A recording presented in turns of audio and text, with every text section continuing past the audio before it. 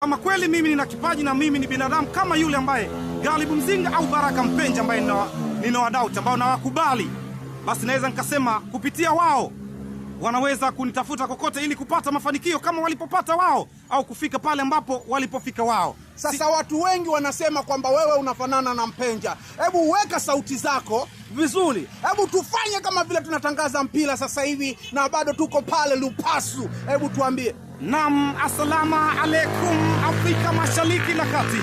Assalamu alaikum Dodoma, assalamu alaikum Unguja pamoja na Pemba. Mimi ni Addison Allen Baraka Mpenja, sauti ya radi mwamba wa Malila. Fahali ya Itete. Ni dakika 90 ambazo tunakwenda kuzianza hapa Benjamin William Mkapa. Simba dhidi ya KMC. Baada ya kusafiri kutoka KMC wamelejea Benjamin William Mkapa. Msimu uliopita Simba alimtandika KMC 2. Je, tunakwenda kutazama kitu gani ambacho kipo kwa msimu huu unaoanza? Je, KMC wamekuja kujiuliza au Simba wanaendelea kipigo ambacho wanaendelea miaka yote kwa KMC? Tazama kule unamuona Musa Pimpin Kamala kwenye milingoti mitatu, lakini pia tazama namba 2 Shomari Salum Kapombe akibaki pale pale kwenye ubora wake, lakini namba 3 yuko Nabi Kamala kutokea Gine, huku namba 4 yuko Abdadhaki Amza kutokea taifa la Afrika Mashariki na Kati. Lakini kuna mgeni ambaye ametua, na huyu mgeni matarajio yake makubwa kweli kweli kwa wekundu wa Msimbazi, anaitwa Lac de Roche. Ukimtazama ni bwana mdogo ambaye hakuupi kitu ambacho ukimtazama kwa macho, lakini tazama kazi anayofanya kwenye dabi nzito, dabi kubwa ya Afrika Mashariki na Kati. Yanga dhidi ya Simba alifanya momenti ambazo hazikuwahi kuonekana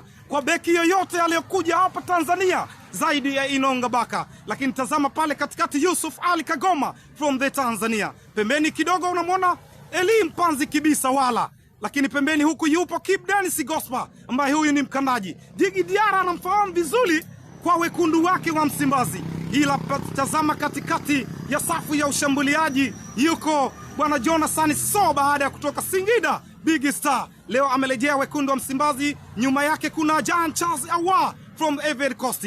Huyu ni Ivory Coast ambayo mwenye matarajio makubwa na soka na MVP wa msimu uliopita, ni ambayo dakika tunakwenda kuzianza. Ukimtazama Jean Charles Awa ana kitu ambacho anahitaji kuonesha msimu huu, na yeye ni zaidi kama upande wa pili ambaye yuko Pacome Zuzo. Huyu kijana ametengwa na soka la Tanzania, ametengwa na soka la Afrika Mashariki na Kati, ametengwa na soka la unalojua lote, ukanda ambao unamtegemea kwa kiwango kikubwa. Tazama dakika hizi tunakwenda kumuona, lakini tazama lefa ambaye wa mchezo huu ni Ndiara Jigi kutokea Manyara, Ndiara Jigi kutoka Singida pale Manyara.